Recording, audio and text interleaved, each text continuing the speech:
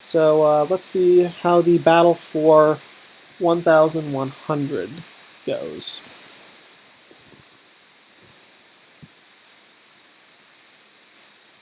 Okay, and it looks like we're going to see our first kind of actual team here. It's going to be a relatively standard Gardevoir team.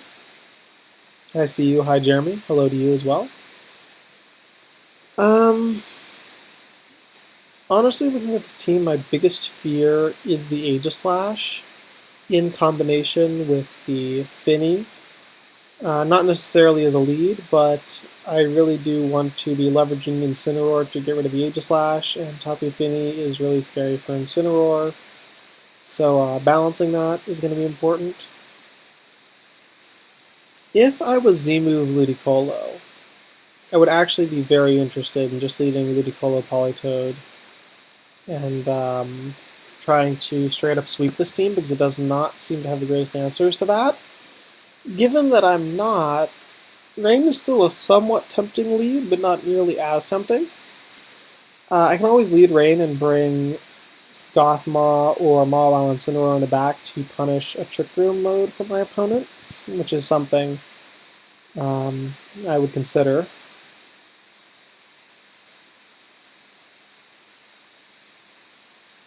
I think I will actually try to take this game more offensively. I am going to lead Rain. I will bring Mawile.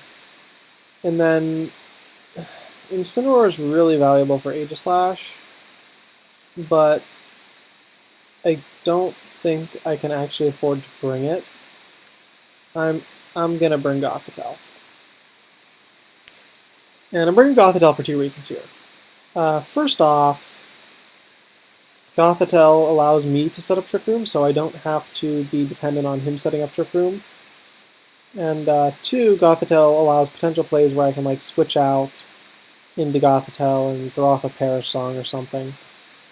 Now the question I have is that a Scarf Landorus? Zapdos' pressure went first, so the answer is basically no. I expect Landorus to protect this turn, so I think I can get off a pretty safe Fake Out Scald into Zapdos. The only fear is if he's Assault Vest, which would kind of suck. Okay, we see a switch out into Tapu Fini, which is, well within what I would expect. Scald does a fair bit. There's not much special attack investment on this Politoed. Hopefully he is now in Ice Beam range. Tapu Fini isn't really threatening much. If it goes for Muddy Water, that's fine. If it goes for Moonblast, that's fine. I kind of expect it will go for a Calm Mind, so I'm going to preemptively Encore him. I do get the KO on Zapdos. I do correctly predict the Calm Mind, and he is now Encored in Calm Mind.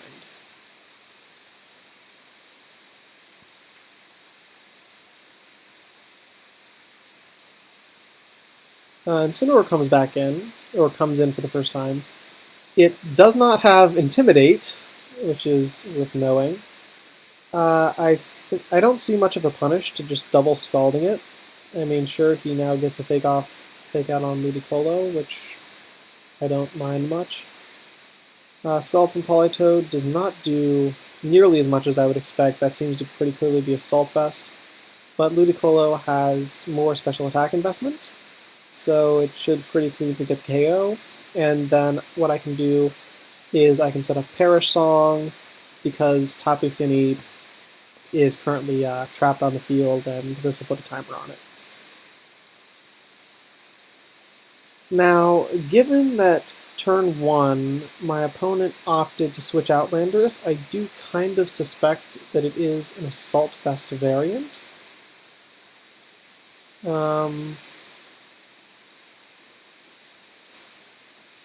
So what I'm going to do is I'm going to Ice Beam and Scald.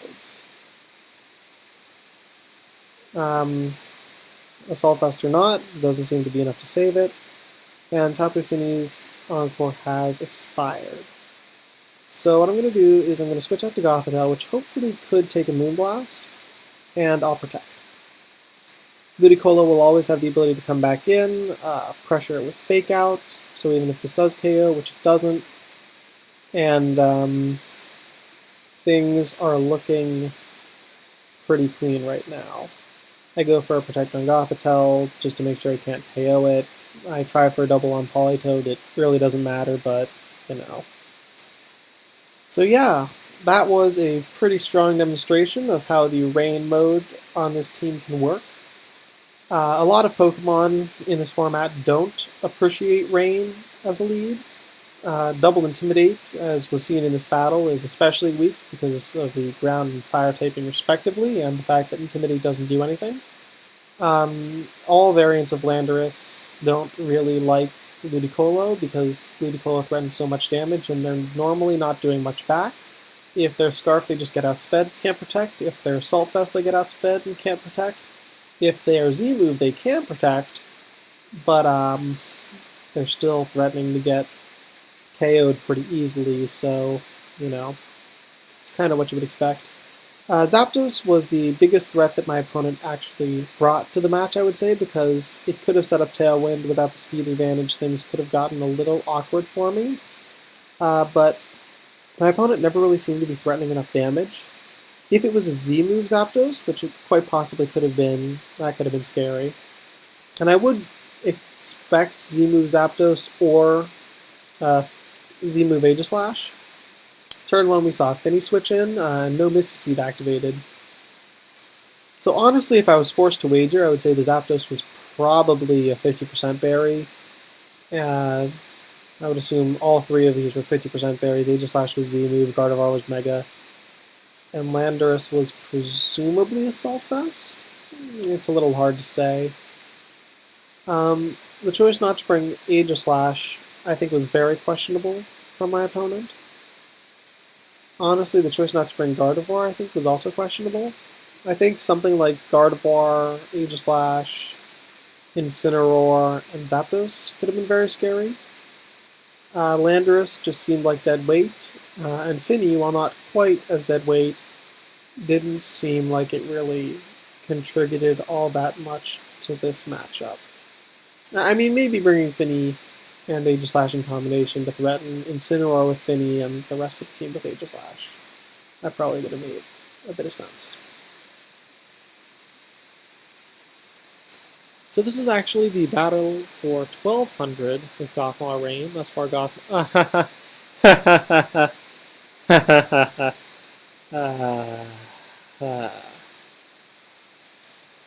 well, okay. So, fun fact, I haven't actually been able to beat this team on ladder. It's a very, very scary team. Yeah.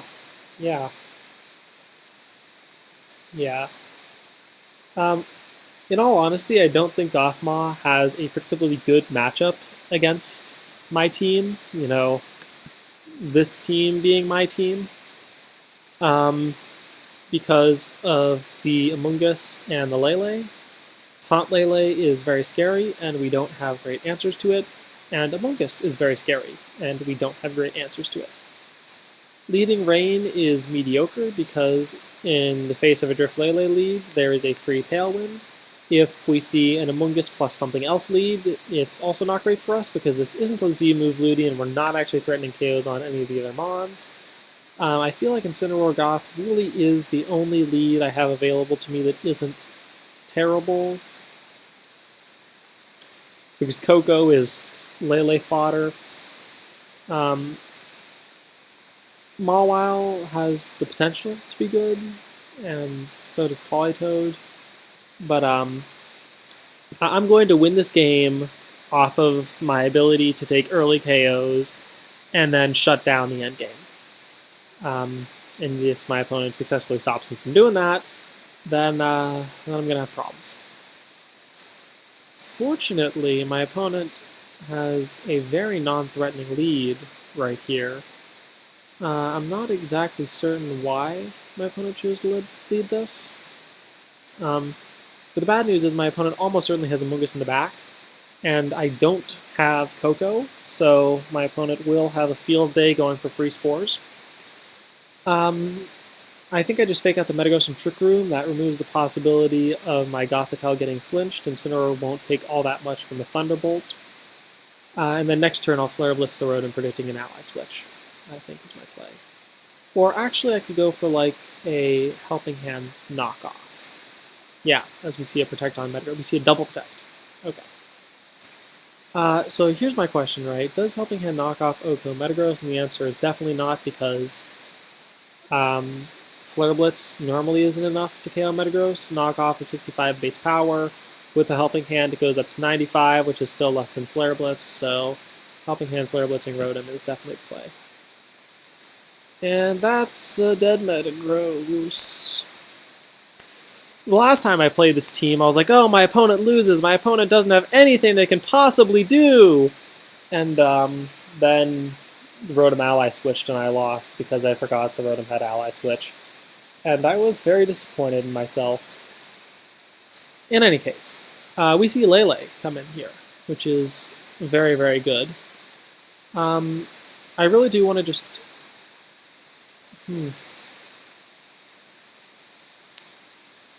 I feel like Helping Hand knockoff should be enough to take the KO on Lele.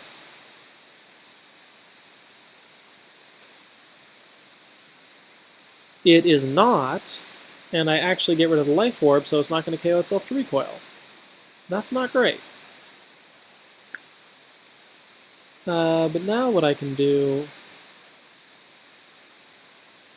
is... I definitely attack both. So and Thunderbolt's Incineroar, which really does suck. I'm going to U-turn the Rotom, I think. I'm going to U-turn the Rotom, and I'm going to Psychic Lele. I'm going to be bringing my Politoed in on a Thunderbolt, almost certainly, which isn't great, but, you know, it is what it is. It means I get to keep my Incineroar around, as he's actually going to let me get a KO on this Lele, which I think is very, very questionable, because I now do have a potential Perish Endgame, as he goes for an Overheat. I don't know what the point of that Overheat was. But yeah, no, he had Amoonguss. He really needed to bring Amoonguss in last turn, or instead of the Lele, I mean. Because now what I do is I just double protect, and now I Perish Song, and I think I actually bring in Incineroar, because I'll threaten to Fake Out onto the Rotom. If he Spores, yeah, no, he doesn't even Spore. He goes for a Thunderbolt. He does not get the critical hit that he needed. I can now Encore Amoonguss into Rage Powder and Fake Out the Rotom Heat because it's levitating. And yeah, that was a pretty solid, pretty commanding game. If my opponent had led Amoonguss, we would have been in a bit of trouble. The scariest lead for us to face... I mean, Amoonguss Lele is kind of scary, but at the same time, it really doesn't deal with Incineroar well at all.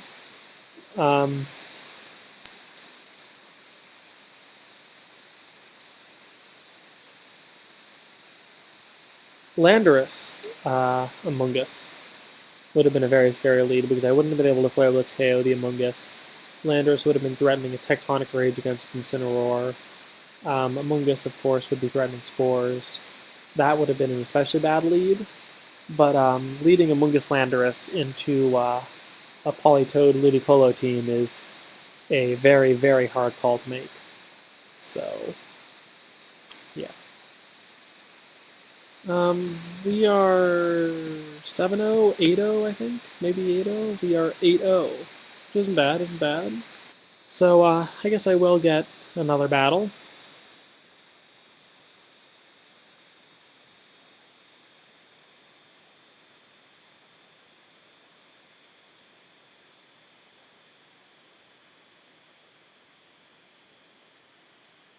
See if there's anything good. I don't know. Is this anything good? Do you guys think this is good? This team heavily reminds me of a team Tommy Colleen was using way back towards the start of the format. I can't remember exactly what team he had, but I remember it did have Salamence, it did have Clefairy, it did have Kartana, and it also had a Stakataka. So, not certain exactly what the changes to this team are. This team seems fairly offensive, but it also has some threatening slow Pokemon like Arachnid, so I'm going to have to be careful of that. Mawile under Trick Room seems utterly fantastic in this matchup. The Incineroar lead seems okay. Doesn't really threaten much against the Salamence, doesn't really threaten much against the Clefairy. Rain does not seem good at all here because he has lots of answers to it in the forms of Mega-Mawile, Kartana, Xurkitree, and Koko to a lesser extent, and he can survive attacks by redirecting with Clefairy. So I definitely feel like I want to lead Gothitelle here. I definitely want to lead Gothitelle. And then I can pair Gothitelle with either Incineroar or Mawile. The incentive to lead Mawile is it's stronger against like a Clefmence lead.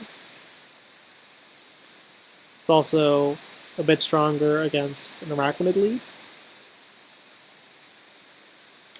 So I think I will actually lead Gothmaw. But I will bring Incineroar because Incineroar is pretty darn good against all of these Pokemon here. And then finally, Politoed threatens a late game Perish Song win condition, but I really struggle to see myself being able to pull that off against this team. I mean, it's double offensive electric type with electric terrain and Kartana, so that just seems really, really bad. Tapu Koko. Tapu Koko is actually a pseudo-defensible lead because you could try to do the same thing we did last game with Helping Hand Gigavolt, but two of the Pokemon that my opponent could lead are electric types resisted. Kartana could potentially survive. No, it wouldn't survive it, but I don't know. You have to be afraid of the super bulky Assault Vest sets. There's always the Clefairy to redirect attacks. So Politoed definitely isn't the call. Tapu Koko could be an option to bring it in the late game after my own Trick Room has expired and try to sweep him. Or I could have Ludicolo. Ludicolo offers Fake Out support. It offers Scalds against these two for okay damage. It offers Ice Beam against Mence. In all honesty, I think Tapu Koko is probably the call here, though. And we see Clef Xurkitree. Okay. So my first thought is I really, really, really want to go for Iron Head onto the Clefairy and a Trick Room. My second thought is that if my opponent goes and protects Clefairy and goes for, say, a Tail Glow with Xurkitree, then that'd be really bad. If my opponent is Z-Move Xurkitree and Z-Moves Mawile, that would be really bad. I feel like my opponent is going to try to set up here, and it also looks like my opponent definitely has other, more likely Z-Move users, so I'm going to Iron Head and Trick Room. Okay, so we do see Protect Tail Glow. That was not what I wanted. That was not what I wanted at all.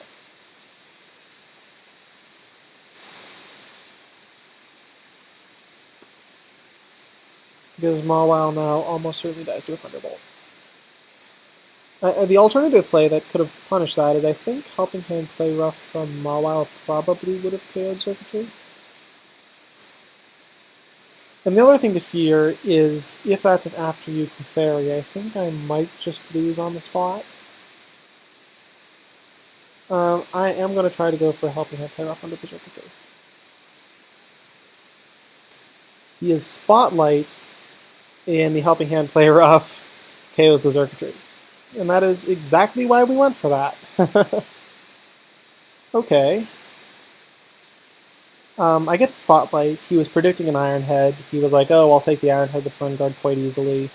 It makes sense, but it gives me a way back into this game that I did not otherwise really have. I don't really think Clefairy is going to protect here, especially not after what happened last turn. I also don't think it's going to Spotlight, so I am going to Iron Head and I'm going to switch into Incineroar to try to weaken a possible Hydro Vortex going into Mawile. Clefairy does protect. And I eat a Hydro Vortex. Well, that's just great. I'm going to Helping Hand play rough the Clefairy. That threatens to pick up a KO on Clefairy, and if he does go for Spotlight, it will pick up a KO on the Arachnid, probably. We do see a Follow Me. Liquidation does a fair bit, but does not get the defense drop, and Clefairy is now down. And for our opponent's last, we see it's Salamence. Alright. So Tapu Koko is definitely the one I wanted to have in the back. Fortunately enough, the Hydro Vortex going into Incineroar is actually pretty meaningless because Incineroar would have been pretty darn useless in this endgame. I really want to Helping Hand play rough the Salamence, but at the same time I'm convinced Salamence is going to protect.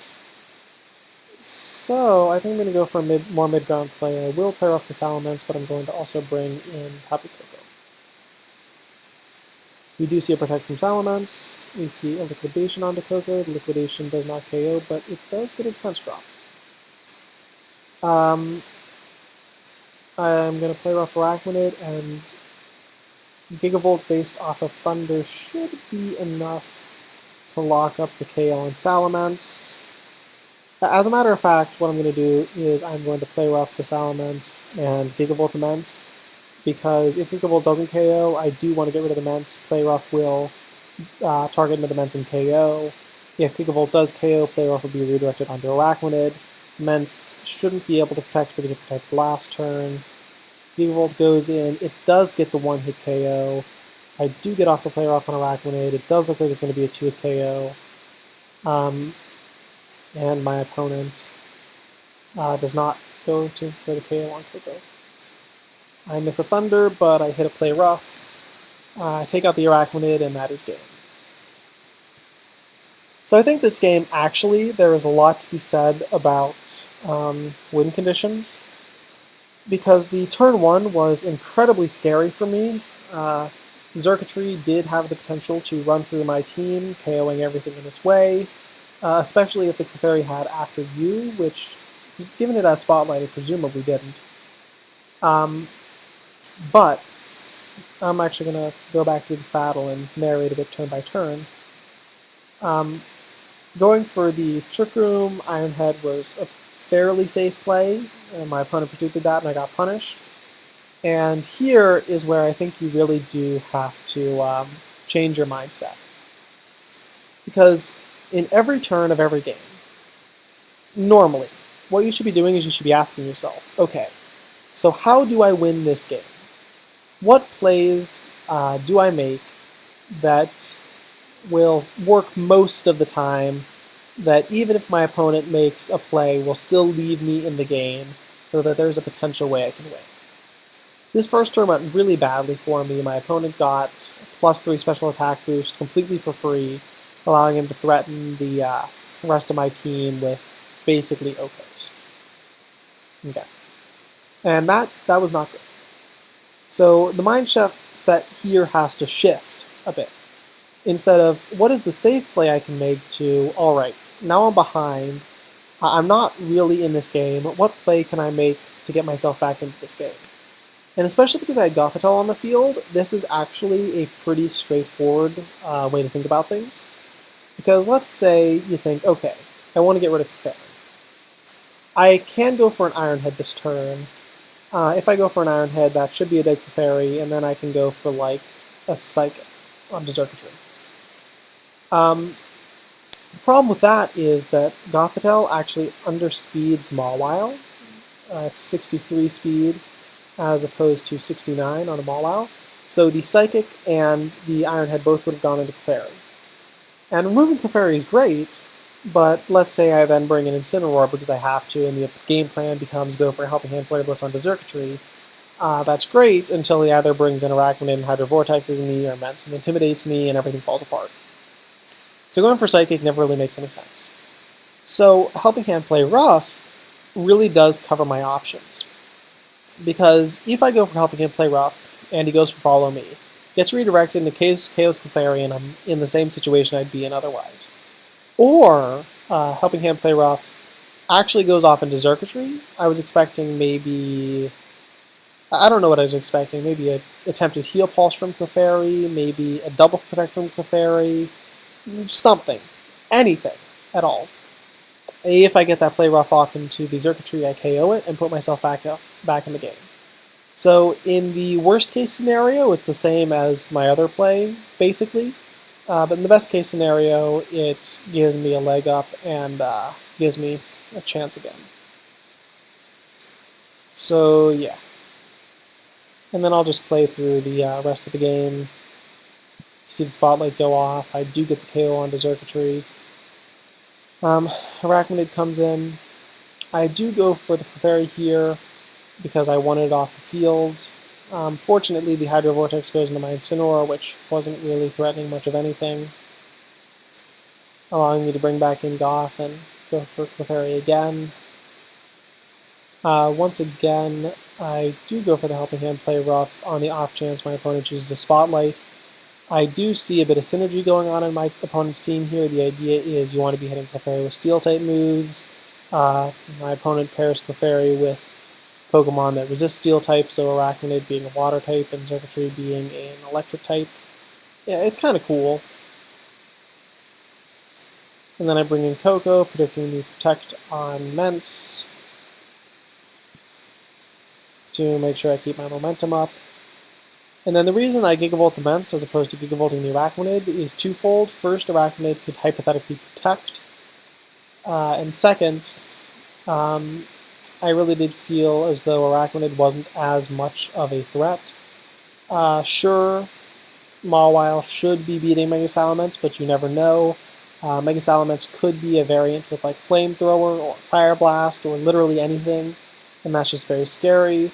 Whereas with the Arachnid, once I KO Ments, what I do is I end up with an endgame where, you know, I have my Mawile, I can just keep firing off Play Roughs, I can fire off Psychics with Gothitelle, they're both faster than Arachnid, which is very significant. In the situation where he liquidations my Mawile, I get to go for a Play Rough and a Thunder. If the Thunder hits, I win. And then he has to KO one of my two Mons. Whichever one he doesn't KO gets another chance to attack. The reason I went for Thunder as opposed to Dazzling Gleam was that if he was 50% Berry, and if I went for Dazzle, and Dazzle did like 30, and then he healed back with 50% Berry, I could hypothetically lose. I just felt like Thunder was probably the safer play, and I was pretty convinced that I'd either hit one of the two or Mawile would close it out, and I still did have the full HP Gothitelle back. So I was feeling pretty good about that game. And we are 10-0 with over 70% GXE.